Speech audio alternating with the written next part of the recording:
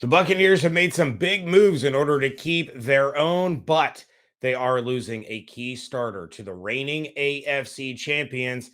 The Tom Brady effect is already happening in Tampa for the 2022 season. Free agent frenzy time. Let's go. You are Locked On Buccaneers, your daily Tampa Bay Buccaneers podcast, part of the Locked On Podcast Network, your team every day.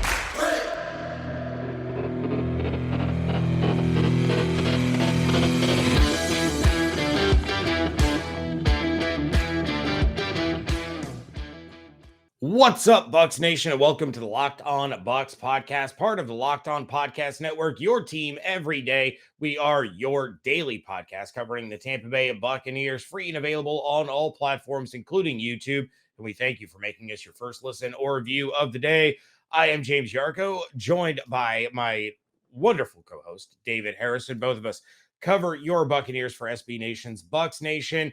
And of course, you all can follow along on Twitter at Locked On Bucs, at JYarko_Bucs, at DHarrison82, and at Bucs_Nation.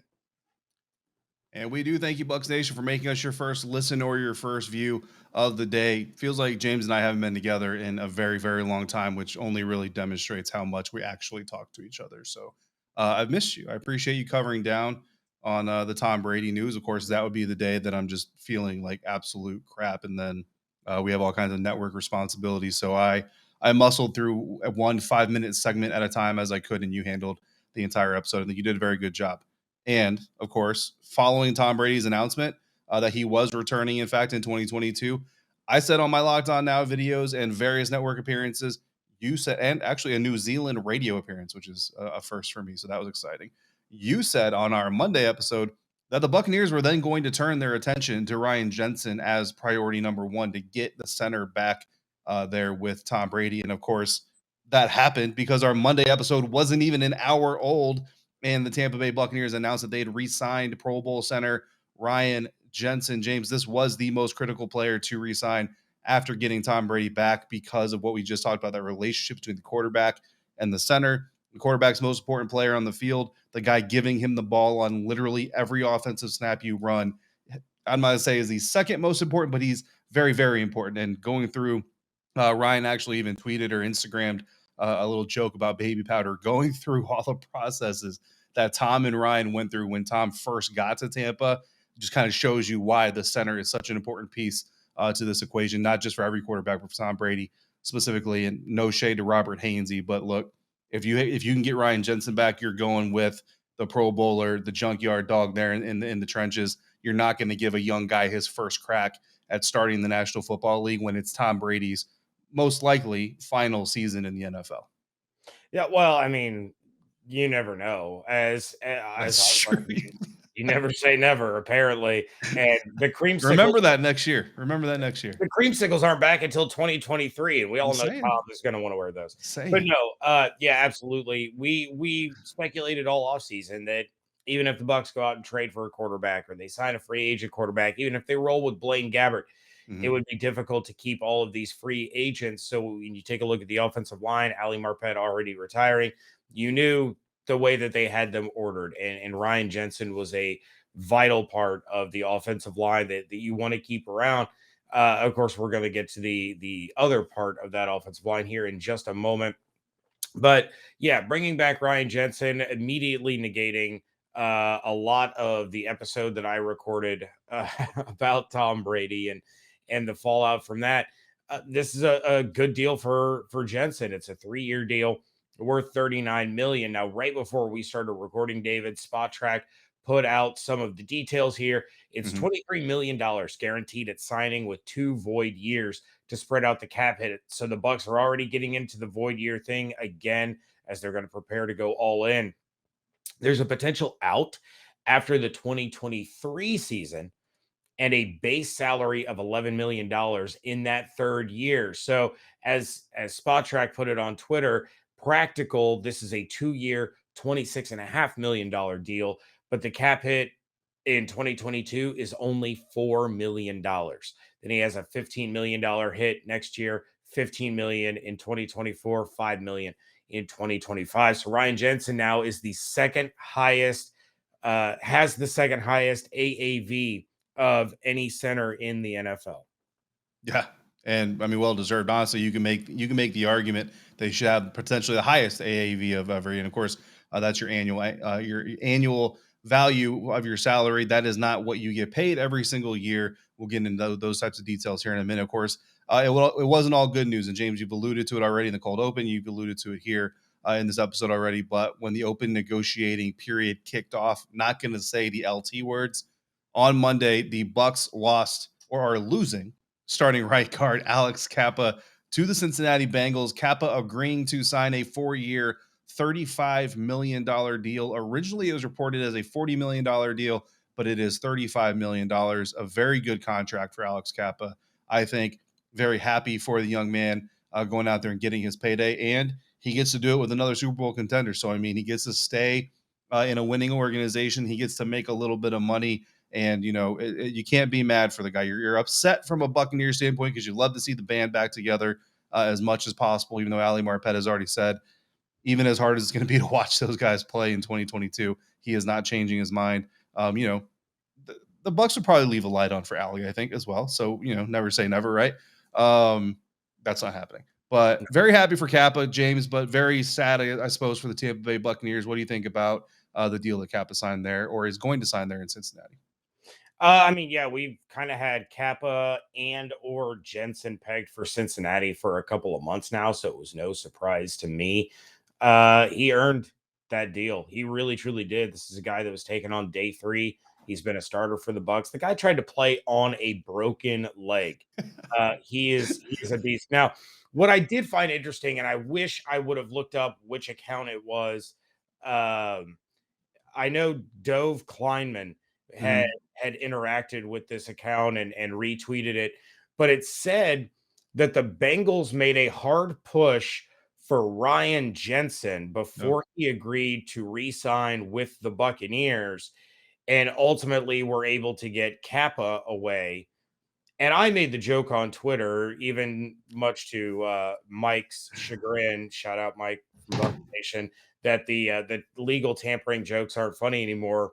And I'd said we are 2 minutes, literally 2 minutes into legal tampering. And Alex Cappa has a $40 million deal. It's amazing they got that worked out so quickly. Yeah. So and how did the Bengals make a hard push at Ryan Jensen when I mean he re-signed with the Buccaneers about 12 hours before legal tampering started? Exactly. So, yeah, obviously the Bengals have admitted to tampering. Like, and they should be banned from any postseason play for the next 5 years. They should have to, as compensation, give Joe Burrow to the Buccaneers, and then they have their quarterback solution for 2023 if Tom Brady retires. I mean, it sounds reasonable to me. We'll get the Locked On Bengals guys on the phone. Oh, we're not done. We're not done. They can keep Burrow. Okay. We get Chase. I got you. You might as well send Burrow because, you know, neither here nor there. So that's never going to happen, just like Ali Marpet probably not coming back. But overall, he's done. Yeah. Overall, good news for the Tampa Bay Buccaneers. Pretty good start if you're a Bucs fan and member of Bucs Nation. A lot of you called in with your thoughts on the return of Tom Brady. We're going to hear from one of those soon. The Bucs weren't done how we're bringing their own guys back on Monday. And honestly, James, as we're recording, there may be more guys coming back. I don't know at this moment. But the next name to come back was a bit of a surprise. So we're going to talk about that.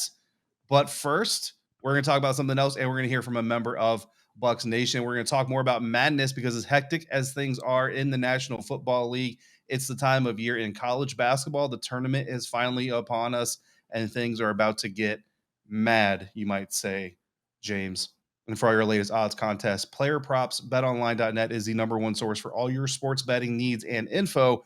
BetOnline remains the best spot for all your sports scores, podcasts, and news this season. And it's not just basketball. BetOnline is your continued source for all your sports wagering information needs, including live betting and your favorite Vegas casino games. Head to the website today or use your mobile device to learn more about the trends and the action at BetOnline, where the game starts. Hey there, friends. I was just calling about the return of Brady. I was in my house Sunday night. Somehow, one of my friends sent me the picture of Fox News, and they were saying it. And I literally freaked out because that is so incredible. I never thought he would actually come back. But like, just so you know, all of us fans are so insane. It was almost as good of a feeling as when you win a Super Bowl, the feeling that he was coming back. So just want to let you guys know, super happy. That changes everything. And I'm going to start listening to your podcast again, you know? No, but thank you. Thank you for keeping us up to date.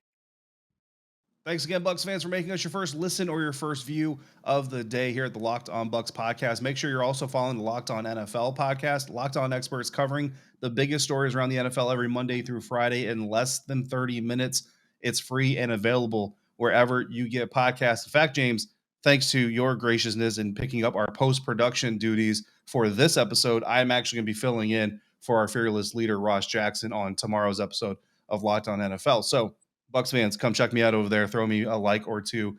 Maybe make the network think that I'm a little bit better than I am. That being said, you can also follow us on Twitter at DHarrison82, at JR_Bucs. The show is at Locked On Bucs.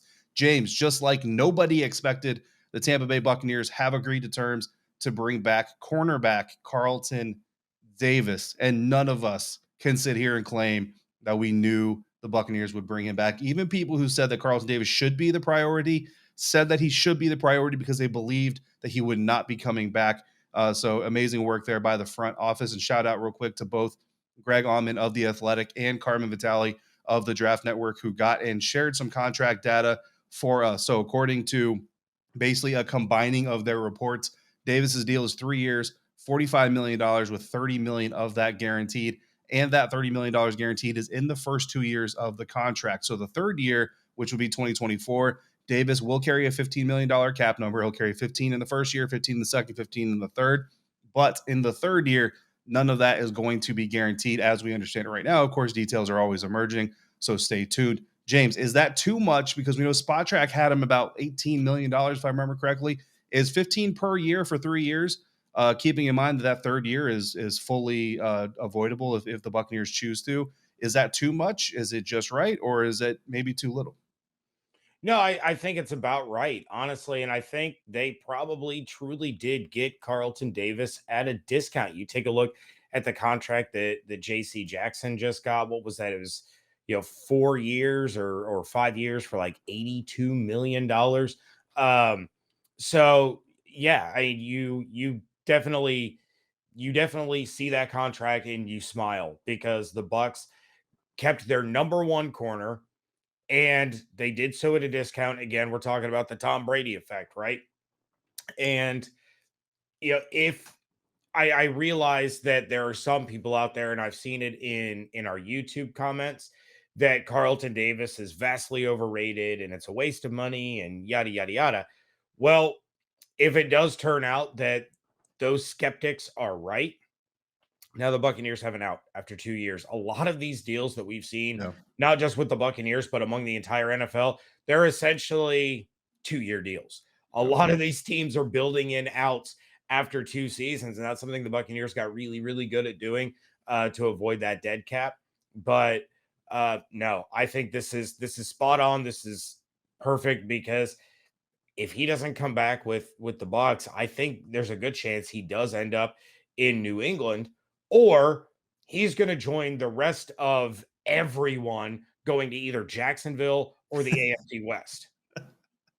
Yeah, absolutely. Yeah, everybody going to Jacksonville. I don't know. Good luck. Good luck to you down there in old Duval County. No, I agree with you. I think this is a good number. I think it's a good number for Carlton. You get $30 million guaranteed in this contract. That's a lot of money for anybody, and especially for an NFL player. And could he have gotten potentially $18, $19 million on the open market? Probably. He probably could have gone out there and done that. But let's be honest, the teams that are going to have the amount of money to pay you that amount of money probably aren't in the situation the Tampa Bay Buccaneers in, not in the situation the Los Angeles Rams are in, the Cincinnati Bengals, because they don't have the money to go spend on a cornerback like that. So the fact that the Buccaneers are willing to kind of give you a little bit, you give a little bit, I think it's a really good deal, and I think it's better for everybody involved to get that deal done because, James, obviously this kind of recalibrates the draft needs, right? We've been talking about this all offseason. Cornerback has been kind of a key, but Stingley Jr., Booth Jr., Sauce, they're all expected to be gone. And then after that, you've got a guy like Kyer Elam, who has some questionable ball skills potentially.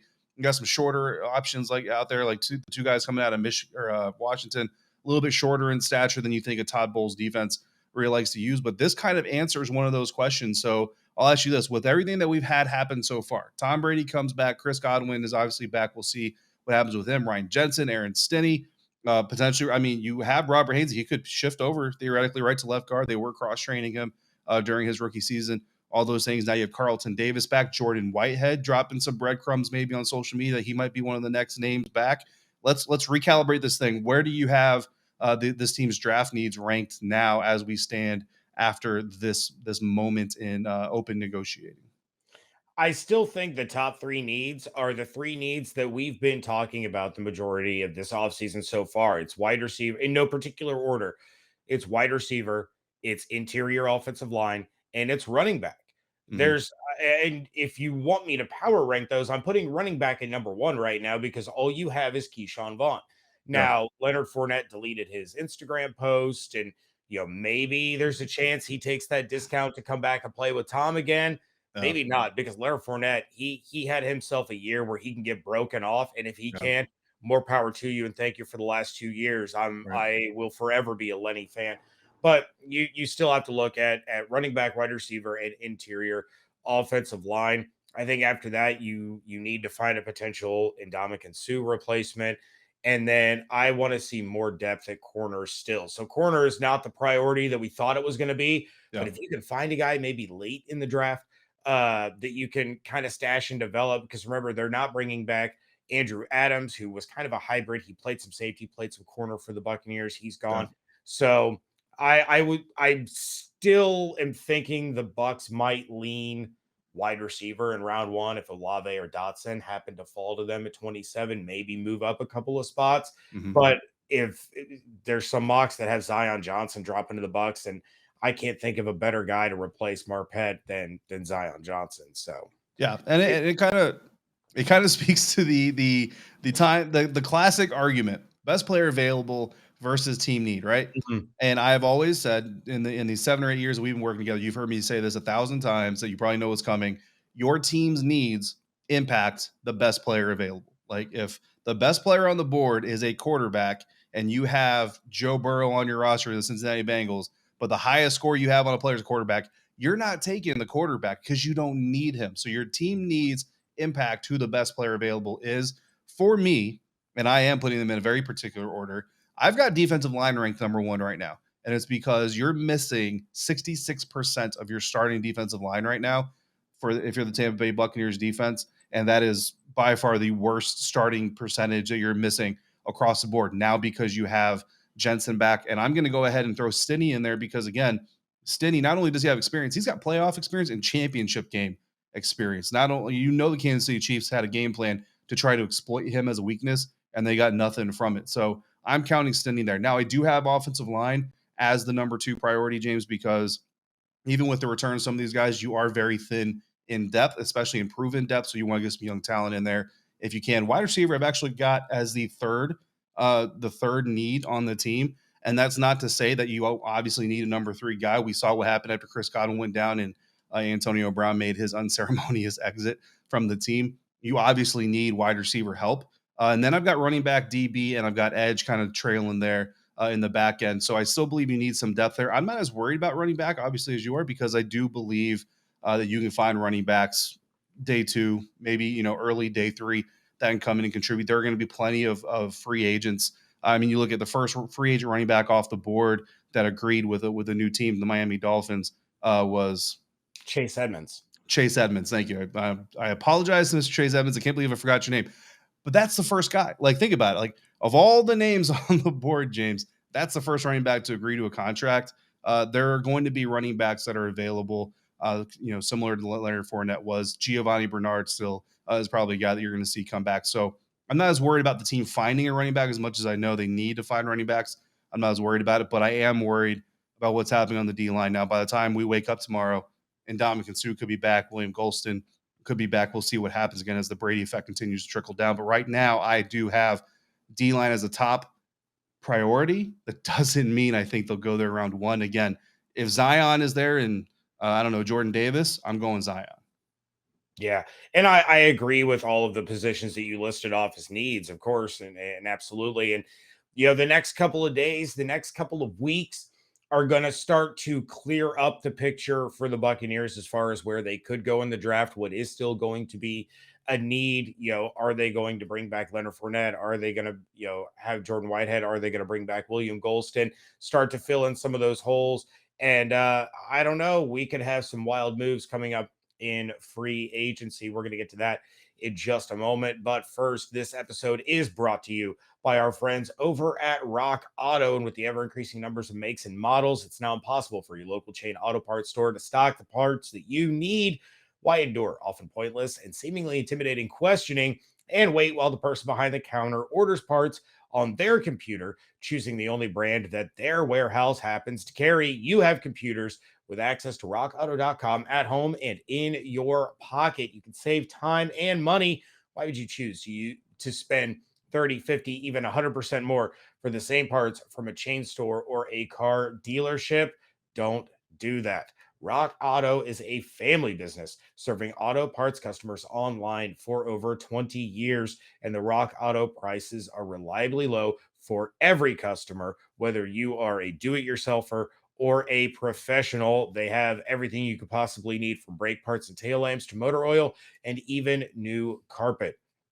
Go explore their easy to use website today and find the solution to your auto parts needs. Go to rockauto.com right now, see all the parts available for your car or truck, and write "locked on" in there. How did you hear about us box, so they know that we sent you. Amazing selection, reliably low prices, all the parts your car will ever need. rockauto.com.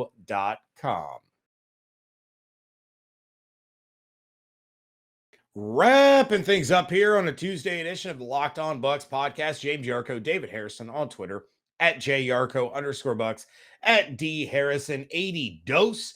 And we got a question from a Bucs fan that I think I know what the answer is for both of us, but I don't want to speak for you. I don't want to speak out of turn.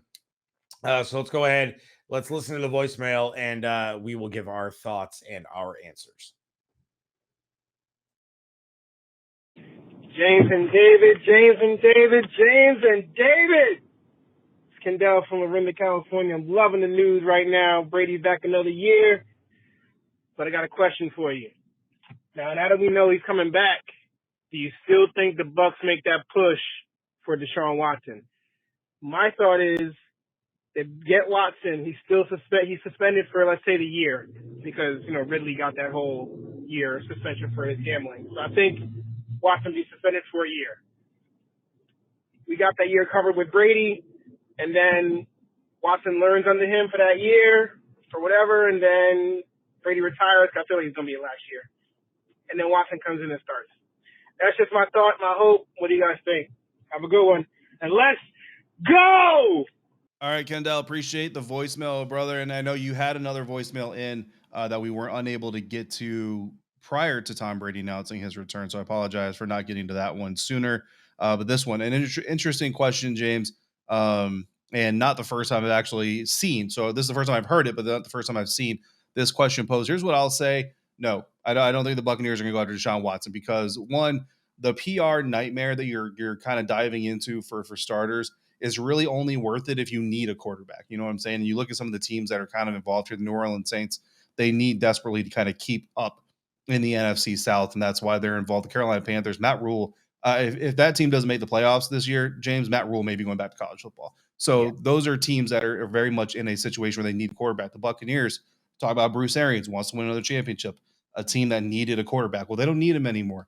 And I understand the thought about the future, but you have to remember, Houston wants multiple firsts, they want multiple seconds, and they want players. And that's really, well, it's all big. But I mean, that's the biggest thing. Because again, you look at the team trying to get back as many players as they can. When you look at the players that are under contract that could potentially be involved in a deal, you're talking the likes of Devin White, you're talking about Levante David, you're talking, I don't know, Donovan Smith, maybe, like you're talking Jamel Dean, Antoine Winfield Jr. You're not trading those guys for Deshaun Watson and draft picks because there's no reason for Tom Brady to come back then. You're not going to win if you deplete your roster and your draft capital. Yeah, I'm with you 100%, and it's for every reason you just said. You have Tom Brady. Now you have another year at least Yeah. Because I'm never going to believe that Tom Brady's actually retired ever again. Good. See, you've learned. Learning has occurred, and we are successful. I had a buddy of mine text me, and the guy already hates Tom Brady to begin with. Yeah. But he goes on this rant like he's the biggest jerk in the history of the NFL, yada, yada, yada. And I'm like, did you forget that Brett Favre literally retired and came back 3 different times? But what did Brady really do to anybody? Like, let me ask, and it's not you really, but there are other people who are kind of mad about this. What did Brady miss? Nothing. Nothing. Absolutely like, nothing. He missed nothing. He solved the biggest problem the Buccaneers have in one tweet. But it's like, don't sit there and say that because a guy decided a month later after he had stayed at home with his children was like, I'm not a stay-at-home dad yet, and gas prices are out of control. I need to go back to work. And it's like Brett Favre literally did the I don't know thing for like 7 years and literally had announced retirements in press conferences. It was like, no, I'll come back. Like people just need to relax. It's like, people just hate Tom Brady. That's really what it boils down to. But not Bucs fans. Not Bucs fans. But yeah, you can't trade for DeShaun Watson now because you need that draft capital. Plus you have Kyle Trask. I mean, we've been saying all offseason, Kyle Trask is the future of this team. Absolutely going to be the starter when Tom Brady's gone. That's what we've been saying here. This is a pro Kyle Trask podcast, just not as a starter right now. 2022. Or maybe 2023. Let's talk in 2024. I don't know. That's one of the biggest things. And I talked to Ben Murphy of WTSP about it earlier today. And it's like, I just want to see Kyle Trask get to the point where he develops into a solid number 2. If he can develop into a solid number 2 after this year with Brady coming back, there's a chance that I could be excited to see him start down the road. And here's the thing. I'm ready for it in 2022. Right. And to the credit of people who defend Kyle Trask or, stand up for him, whatever, like we're not really talking down about Kyle Trask because there's one big point that a lot of people make that is 100% accurate. We don't know what Kyle Trask would do as a starter in year 2 in the NFL. But here's the thing. That goes both directions. We don't know how good he could be. We also don't know how bad he could be. That's really the big thing. The value that this process, I think, brings up for the Buccaneers. I was talking to Joshua Gardner, one of our loyal listeners and interactors on social media, and Brandon Olson, host of Locked On Gators podcast. Go check him out. The Buccaneers now know how they feel about Kyle Trask. And beforehand, they might have had an idea of how they felt. But listen, when you're staring into the post-Brady abyss and you look at your depth chart and it says Kyle Trask, and I don't know what the Buccaneers felt. Like, I'm not saying this was positive or negative. But if the Buccaneers are sitting here at the Advent Health Training Center and Jason Light or Bruce Arians going like, bro, we got to get a quarterback. Like, whatever it takes, we got to go get a quarterback because this guy is not it. Now you know how you feel about Kyle Trask. Now, if the response was, he's not ready yet. Like, he's good. He'll get there, but not this year. We need to go get a guy for this year. We need to solve that. Okay, now you know how you feel. But again, obviously the answer wasn't, we're good with Kyle, let's roll. Because they were in conversation. So we know that wasn't the answer. But it doesn't necessarily mean they were against it, just maybe not right now. So the Buccaneers, I look at it like a job, right? So I once left a job, James, and I left a job because I had another opportunity. And then that other opportunity fell through. I'd already put in my notice. So in that moment, I'm like, well, crap, do I pull back my notice? But you know what? Preparing to leave that job had showed me that I wanted to leave that job. It didn't matter. So I learned something about what I had, and it helped me make a decision moving forward that I don't regret to this day. And I've been super successful because of it. That's what the Buccaneers have gotten from this process. So if you're a Bucs fan and if you're mad about the roller coaster Tom Brady just put you through, understand this. What Tom Brady just did showed your franchise what they believe about their young quarterback. And that is invaluable information that you can't get anywhere else. 100%. And something else that I mentioned to Ben before we move on was if it really came down to it, I would have rather rolled with Trask as the starter in 2022. Yeah. With the highs and the lows. Let's see how high this ceiling can be. Let's see how low this floor can be. I would have rather done that than what the Pittsburgh Steelers did. Or the Washington Commanders. Or the Washington Commanders. Because all you did was set yourself up for quarterback purgatory. Yeah. At least with a year with Trask, you're like, okay, either we're good, or we still have to address this position, and now the options are getting a little bit better in the next offseason. It's not we're hovering between 7 and 9 wins, because that's all these quarterbacks are. So real quick, David, go ahead and give me your bold prediction for day 2 of open negotiating, basically day 2 of free agency. That's what this is. Free agency starts on Monday. Just nobody wants to admit it. Chris Godwin signs his extension. I legitimately was thinking about that, like, as my bold prediction. So I'll go with this. Rob Gronkowski signs with the Bengals. Ooh. Not really. I'm kidding. But CJ Uzomah, as we were recording, agreed to a deal with the New York Jets. So the Bengals are still in the tight end market. No, Gronk is not playing for another team, while Tommy is still in the NFL. If he did, it would be Buffalo. It has to be Buffalo if it's not Tom. I don't know, but he does love Joe Burrow. And Burrow's kind of a goofball. I could see the two of them really, really getting along. But no, my actual bold prediction for day 2 of open negotiating is that by time I sit down with Evan Klosky of WTSP to record the Wednesday episode, the Buccaneers will have a running back not named Keyshawn Vaughn under contract. Another running back. Right. So Keyshawn's not getting released. Correct. Okay. Yes. An additional running back will be signed. His name will be Giovanni Bernard. Or I'm bold predicting on your bold prediction. Or could it be Sony Michel? Or another Patriots reunion? Could be Marlon Mack. David Johns. It could be any, but that's my point. You can find running backs everywhere. Shout out to anybody who just got the reference that I threw down. Actually, if my bold prediction comes true, it's because Lenny is back. That's what that is.